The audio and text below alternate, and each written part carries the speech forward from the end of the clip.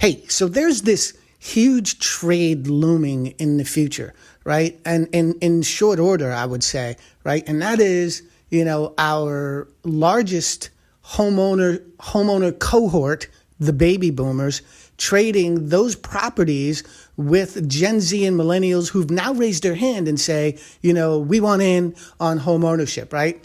So affordability is going to be an issue, but I'm going to point out a couple of other things really quickly, right? Number one, let's just look at the American housing stock by year built, meaning age, right?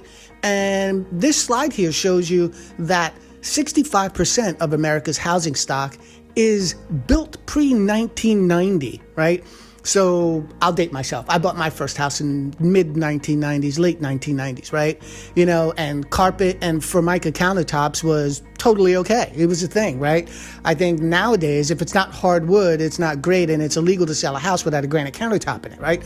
So that's 34 years ago, pre-1990, right? And that's 65%. A lot of them are actually older than that.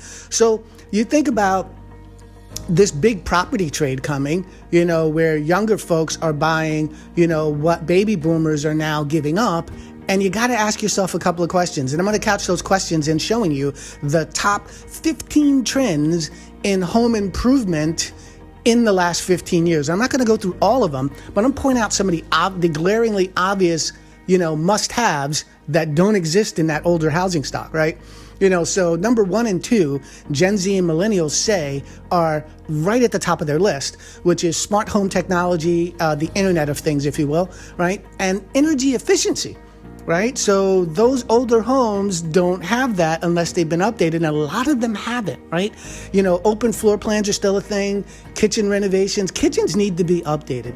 The technology has just gotten so much better. What we've come to expect from the kitchens that we want in our homes has completely changed, right? Outdoor living spaces, right? God forbid you have a house and it doesn't have an outdoor kitchen in it. Present company included, right? I blame Bobby Flay for that, right? But when you go through this list of top 15 trends, there's quite a few in there that are really new trends, that didn't exist 34 years ago, right? Home offices, for example, we learned during COVID, that was really important. I'll point out multifunctional spaces here, right? These are creating rooms that serve multi-purposes. Like we don't have that in the dining room. The dining room of old, right, has a multi-purpose, right? Because people rarely use it, right? You use it for your kids, and when they got to study, at least that's what we used it for in my house, right?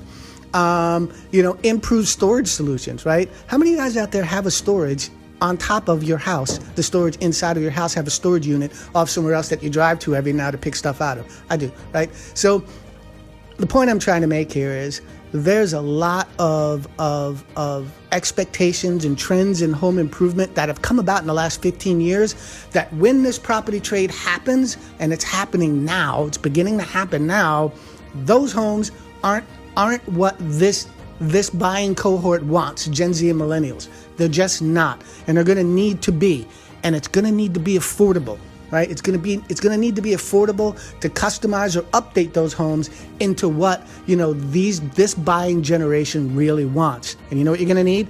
You're going to need renovation financing. You're going to need to get good at it. You're going to need to learn how to sell it. And hey, that's what I'm here for, right?